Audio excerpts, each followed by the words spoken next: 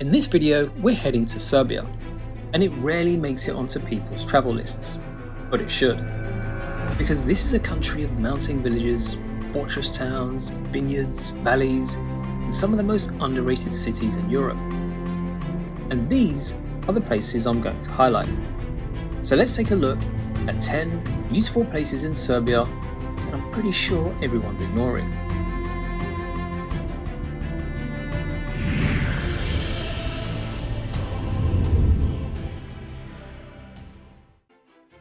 Number 1, Belgrade.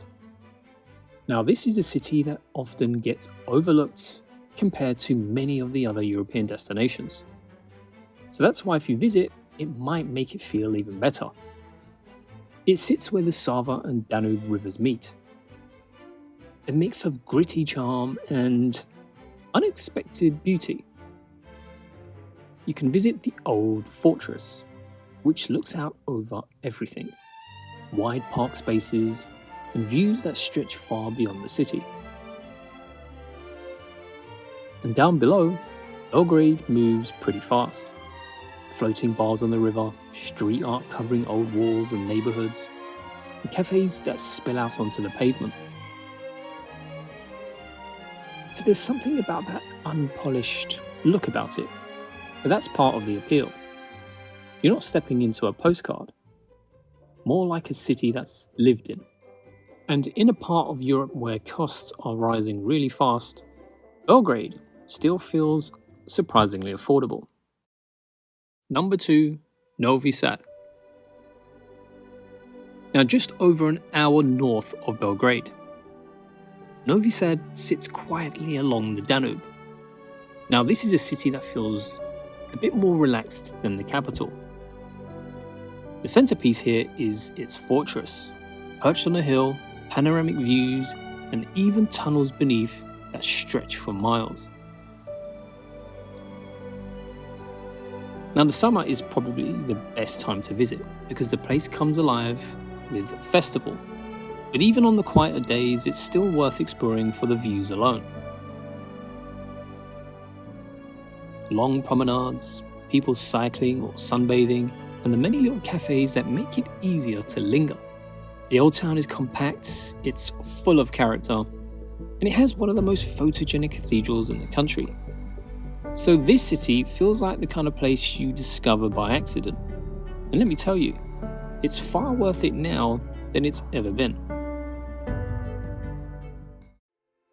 Number 3, Niš. Down in southern Serbia, what you'll find here isn't just history in museums, but it's scattered in unexpected corners. So there's a set of really surreal modern statues outside, strange and abstract, almost like they were left behind from another time. And not far from there, you'll come across a huge tent-like structure, and underneath it are the ruins of Mediana, once a Roman villa complex tied to Emperor Constantine. He was born right here in Niš. And that makes it one of the most genuinely interesting cities in the country.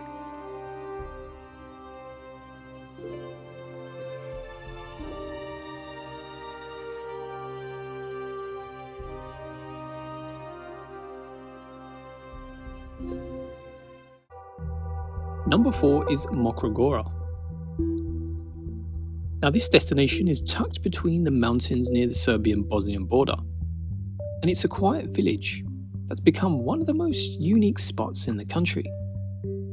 Best known for the Šargan Eight railway, a very narrow-gauged heritage train that winds through forests, tunnels, and curved mountain tracks in a figure 8 pattern. The views are incredible, and riding it is even better. And not far from the station is a wooden village built by a filmmaker, Emir Kusturica, for one of his movies, which I've never seen. But the whole place has that offbeat, almost surreal feel about it. Log cabins, a tiny church, and even a cinema. So it's very peaceful and remote, if that's your thing.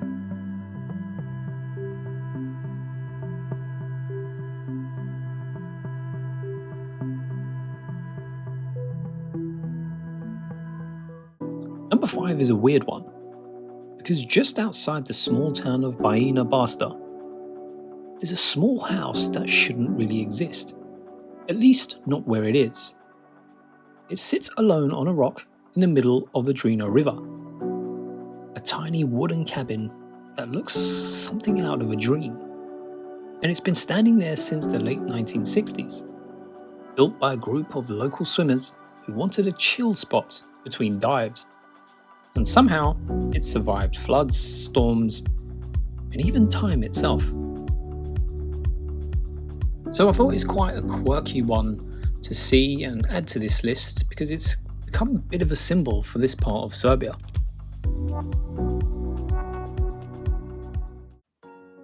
Number 6 is Studenica Monastery. So in central Serbia, between the forested hills and about a 3-hour drive from Belgrade, you'll find one of the country's most important religious sites. It's a medieval Serbian Orthodox monastery, founded in the 12th century by the founder of the Serbian state. Pale stone walls, elegant arches, that date back over 800 years. And it's one of the best examples of Serbian medieval art. So if you're not interested in history or religion, you might want to skip this one.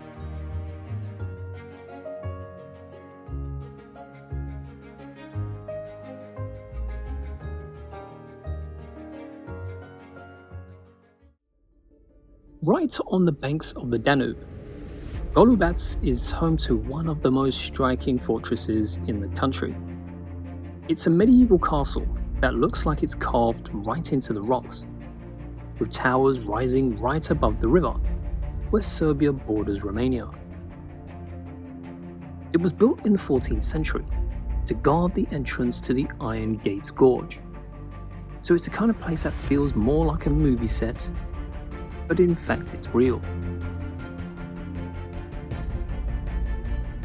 So inside the fortress there's multiple towers and rooms where you can explore, and it's all part of the national park area and only 2 hours away by car from Belgrade. Very well worth the day trip.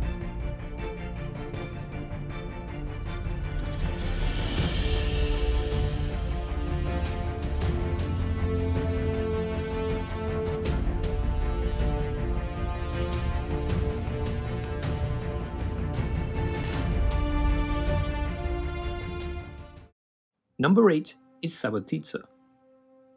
In the far north of Serbia, not far away from the Hungarian border. Subotica quietly holds its place as one of the most beautiful cities in the country, and yet barely anyone talks about it. It stands out for its architecture, not your typical Balkans mix of grey blocks, but bold, colourful Art Nouveau buildings, covered in ceramic tiles, floral patterns, stained glass, and quite bright. So it feels more Central European than Serbian. The whole city has a calm, walkable feel. It's less about attractions and more about its atmosphere.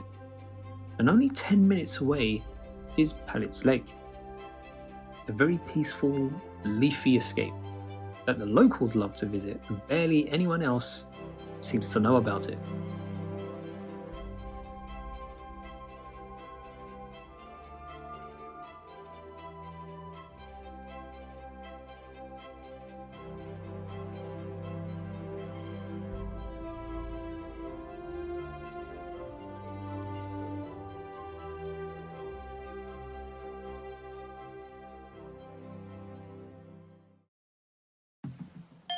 Number 9, Smederevo. About 45 kilometers downstream from Belgrade, Smederevo sits on the right bank of the Danube and often slips under the radar. It's just a short hour-long train ride from Belgrade, and what makes Smederevo worth stopping for is its 14th century fortress, one of Serbia's largest medieval strongholds. With thick walls, corner towers, and a peaceful courtyard that you can walk through.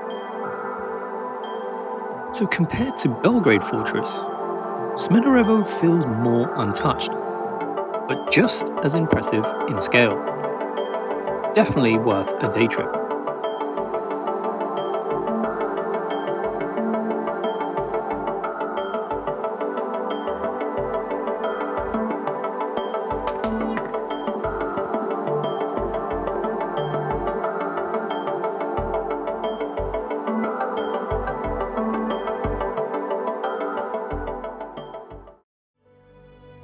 Number 10, Topola.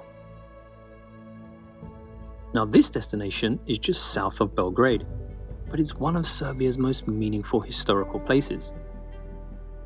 The real draw here is the complex on top of a wooded hill, crowned by the impressive St. George's Church.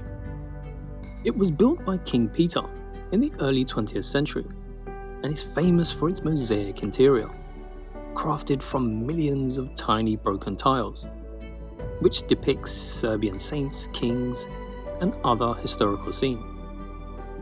Wineries producing traditional wines, obviously, small food stalls, leafy streets that feel very peaceful when you walk around. And when you look at tourism as a whole in Europe, these are the gems which you really need to explore and find out why they're just as good as the rest.